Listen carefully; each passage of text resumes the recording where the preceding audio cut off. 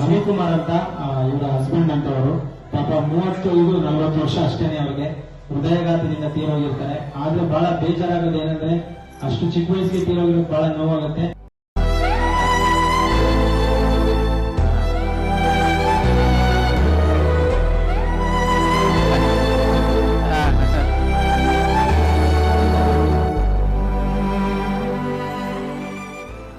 ಎಲ್ರಿಗೂ ನಮಸ್ಕಾರ.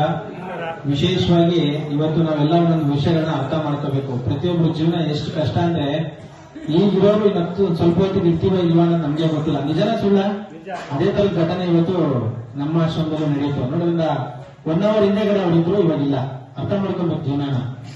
ರವಿಕುಮಾರ್ ಅಂತ ಇವರ ಹಸ್ಬೆಂಡ್ ಅಂತವರು ಪಾಪ 35-40 ವರ್ಷ ಅಷ್ಟೇನೆ ಅವರಿಗೆ ಹೃದಯಘಾತದಿಂದ ತೀರೋಗಿರ್ತಾರೆ. ಆದ್ರೆ ಬಹಳ ಬೇಜಾರಾಗೋದು ಏನಂದ್ರೆ ಅಷ್ಟು ಚಿಕ್ಕ ವಯಸ್ಸಿಗೆ ತೀರೋಗಿರೋದು ಬಹಳ ನೋವಾಗುತ್ತೆ. ಅವರ ಒಂದು ನೆನಪಲ್ಲಿ ಇಲ್ಲಿರ್ತಕ್ಕಂಥ ನಿಮಗೆಲ್ಲ ಇವತ್ತು ಪ್ರಸಾದದ ವ್ಯವಸ್ಥೆಯನ್ನ ಮಾಡಿಕೊಟ್ಟಿದ್ದಾರೆ. ಅವರ ಆತ್ಮಕ್ಕೆ ಶಾಂತಿ ಸಿಗ್ಲಿ ಅಮ್ಮ.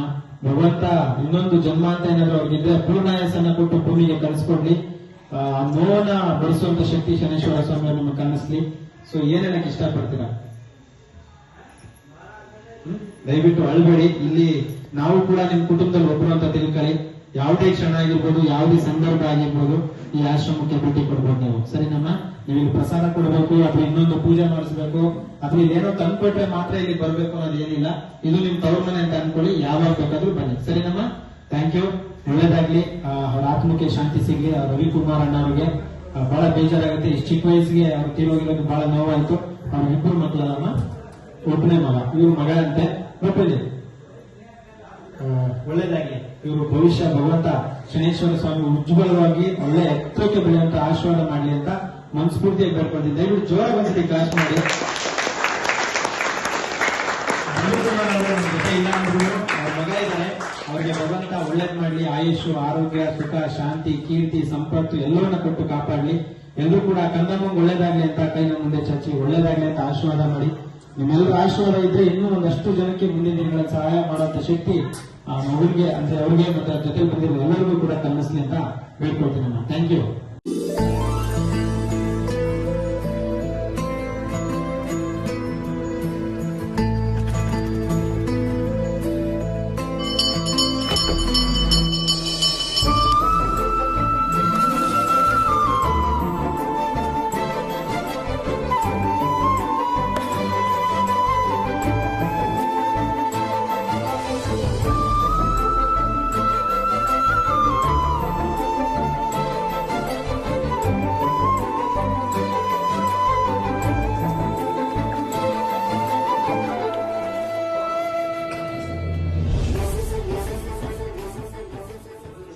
ಎಲ್ರಿಗೂ ನಮಸ್ಕಾರ. ಚೆನ್ನಾಗಿದ್ದೀರಾ? ಇವತ್ತು ರಘು ಸರ್ದು ಬರ್ತ್ಡೇ. ನಾವೆಲ್ಲ ಏನ್ ಮಾಡ್ಬೇಕು ಹೇಳಿ? ಕೈ ಮುಂದೆ ಚಾಚಿ ಅವರಿಗೂ ಅವ್ರ ಕುಟುಂಬಕ್ಕೂ ಭಗವಂತ ಆಯುಷ್ ಆರೋಗ್ಯ ಕೊಟ್ಟು ಸುಖ ಶಾಂತಿ ಕೊಟ್ಟು 100 ವರ್ಷ ಚೆನ್ನಾಗಿರ್ಲಿ ಅನ್ನೋದು. ಹಾಗೆ ನಮ್ಮ ಜನಸ್ನೇಹಿ ಸ್ವರ್ಗಕ್ಕೆ ಒಂದು ಹೊತ್ತಿನ ಪ್ರಸಾದದ ವ್ಯವಸ್ಥೆ ಮಾಡಿಕೊಟ್ಟಿದ್ದಾರೆ. ನಿಮ್ಮೆಲ್ಲರಿಗೂ ತುಂಬಾ ಧನ್ಯವಾದಗಳು ತಿಳಿಸ್ತೀನಿ ಸರ್. ಹಾಗೆ ಹ್ಯಾಪಿ ಬರ್ತ್ಡೇ.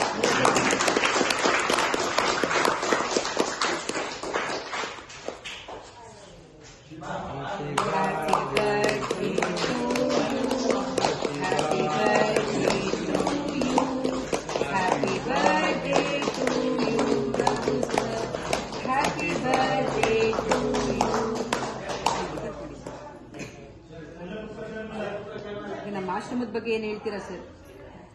ನಾನು ನೋಡ್ತಾ ಇರ್ತೀನಿ ವಿಡಿಯೋಸ್ ಎಲ್ಲ. ಒಂದು ಏನೋ ಸಹಾಯ ಮಾಡಬೇಕು ಅಂತ ಅವ್ರ ಟೈಮ್ ಊಟ ಹಾಕ್ತಾನ ಅಂತ ಖುಷಿ ಇದೆಯಾ ಸರ್? ನಿಮ್ ಬರ್ತಡೇ ಇಲ್ಲಿ ಬಂದು ಮಾಡ್ಕೊಂತೀರಾ? ಖುಷಿ ಇದೆ ಮೇಡಮ್. ನೋಡ್ತಿದ್ರೆ ನಮ್ಮ ವಿಡಿಯೋಸ್ ನೋಡ್ತಾ ಇರ್ತೀವಿ ಮೇಡಮ್. ಅಣ್ಣನ ಮತ್ತೆ ಗಣೇಶ ಹಬ್ಬ ಕರ್ಸಿದ್ದು ಕರ್ಸಿ. Thank you sir. ನನಗೂ ಖುಷಿ ಆಯ್ತು. 100 ವರ್ಷ ಇನ್ನ ಚೆನ್ನಾಗಿ 100ನೇ ವರ್ಷದ ಬರ್ತಡೇ ಇಲ್ಲೇ ಬಂದು ಮಾಡ್ಕೊಂತೀರಿ ಮೇಡಮ್. Thank you.